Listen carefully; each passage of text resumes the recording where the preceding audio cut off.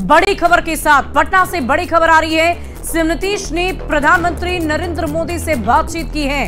हरियाणा में जीत को लेकर उन्होंने बधाई दी। ये बातचीत उनकी फोन पर हुई है। चुनावी नतीजों पर भी चर्चा की गई है। तो इस वक्त की बड़ी खबर आपको राजधानी पटना से बता रहे हैं, जहां सीएम नीतीश ने प्रधानमंत्री नरेंद्र मोदी से बात की है। और कल जब हरियाणा में परिणाम आए तो बीजेपी ने हैट्रिक लगा दी है और इसी को लेकर बीजेपी दफ्तर से लेकर बीजेपी के तमाम कार्यकर्ताओं में उत्साह तो है ही, साथ ही साथ बिहार के मुख्यमंत्री नीतीश कुमार ने भी इसका पूरा श्रेय प्रधानमंत्री नरेंद्र मोदी को दिया है। उन्हें जीत की बधाई भी दी है। उनसे बातचीत करते हुए उन्होंने चुनावी नतीजों पर भी चर्चा की है।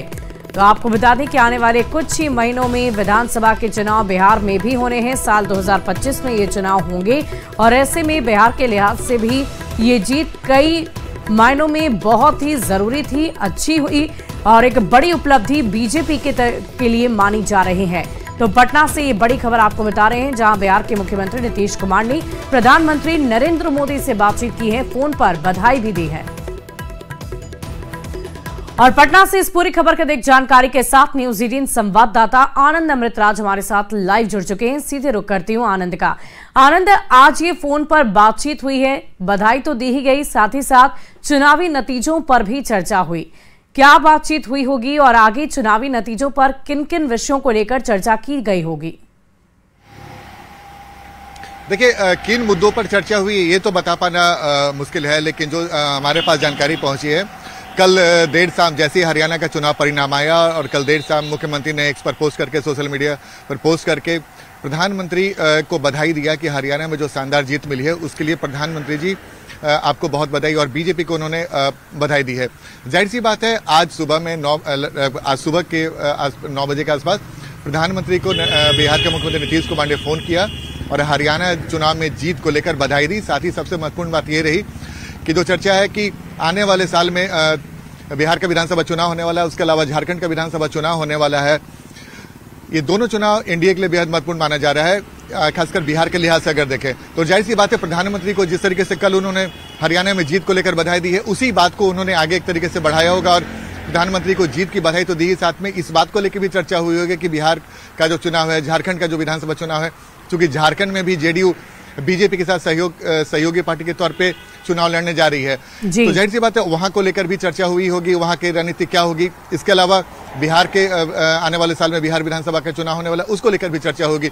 जाहिर सी बात है, मुख्यमंत्री का प्रधानमंत्री को फोन करना ये साफ साफ संकेत देता है कि जेडीयू और बीजेपी में रिश्ते काफी बेहतर है और मुख्यमंत्री और प्रधानमंत्री के बीच में जो बॉन्डिंग है वो काफी बेहतर है। और इसी वजह से कल उन्होंने एक्स पर पोस्ट किया। इसके पहले भी आपको याद होगा सुबह कि जब प्रधानमंत्री विदेश दौरे पे गए थे, उस वक्त भी उन्होंने प्रधानमंत्री के विदेशी दौरे की जमकर सराहना की थी और तारीफ की थी।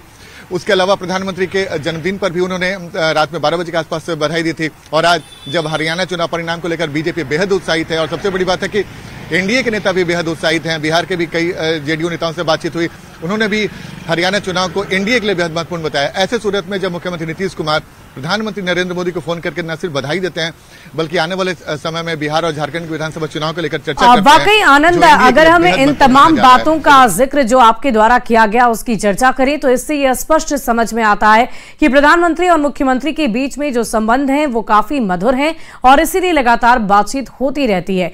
इसी बीच आनंद, हम आपसे ये भी जानना चाहेंगे कि बीजेपी के लिए तो ये बड़ी उपलब्धि मानी ही जा रही है, हरियाणा का चुनाव जीतना, यानी कि तीसरी बार हैट्रिक लगाना, लेकिन इन सब के बीच एनडीए के लिए इसे कैसे बड़ी उपलब्धि देखा जाए और अगर हम बिहार में होने वाले विधानसभा चुनाव के लिहाज से देखें तो ये क्या दर्शाता है? देखिए, एक बात तो तय है कि हरियाणा विधानसभा चुनाव पर पूरे देश की सियासी निगाह टिकी हुई थी, क्योंकि 2024 के लोकसभा चुनाव के बाद जब बीजेपी मात्र 240 सीटों पर सिमट गई थी और 293 के आसपास एनडीए के सांसद जीत कर आए थे, तब एनडीए में थोड़ी मायूसी थी, बीजेपी भी मायूसी थी। उसके बाद ये विधानसभा का चुनाव हरियाणा का हो रहा था और जाहिर सी बात है, हरियाणा विधानसभा का चुनाव परिणाम कर प्रधानमंत्री जब संबोधन कर रहे थे बीजेपी कार्यकर्ताओं को, तो उन्होंने एक बड़ी बात कही थी कि इस चुनाव परिणाम की गूंज दूर दूर तक सुनाई पड़ेगी। तो जाहिर सी बात है, प्रधानमंत्री ने कल ही इशारा कर दिया कि इस जीत के बाद आने वाले विधानसभा चुनाव महाराष्ट्र में होना है, झारखंड में होना है, उस पर बड़ा असर पड़ सकता है। और देश की सियासत में नरेंद्र मोदी का जो एक रुतबा था, नरेंद्र मोदी ब्रांड के तौर पे जब बीजेपी के नेता चर्चा करते थे, एक बार फिर से उसकी पुष्टि हो सकती है हरियाणा चुनाव के बाद। और बीजेपी के नेताओं के साथ साथ एनडीए के नेताओं में भी उत्साह भर सकता है। तो हरियाणा की जीत ने न सिर्फ बीजेपी को राहत दी है बल्कि एनडीए के सहयोगी दल को भी राहत दी है। इसी चलते मैं आपको बताने की कोशिश कर रहा हूं कि महाराष्ट्र का चुनाव, झारखंड का चुनाव के साथ साथ आने वाले साल में बिहार विधानसभा का चुनाव बेहद महत्वपूर्ण हो सकता है और एनडीए नेताओं में बेहतर तालमेल भी हो सकता है। इसका संकेत इसी से मिल सकता है कि जब मुख्यमंत्री नीतीश कुमार ने प्रधानमंत्री को फोन करके बधाई दी है और इस जीत का पूरा श्रेय प्रधानमंत्री को दिया है। ऐसे में एनडीए की कोशिश होगी कि ये जो टेम्पो है उसको बनाए रखा जाए और आने वाले विधानसभा चुनाव जो झारखंड हो, दिल्ली हो, महाराष्ट्र हो, उसके साथ बिहार हो, तो ये तमाम विधानसभा चुनाव में एनडीए बेहतर प्रदर्शन करे।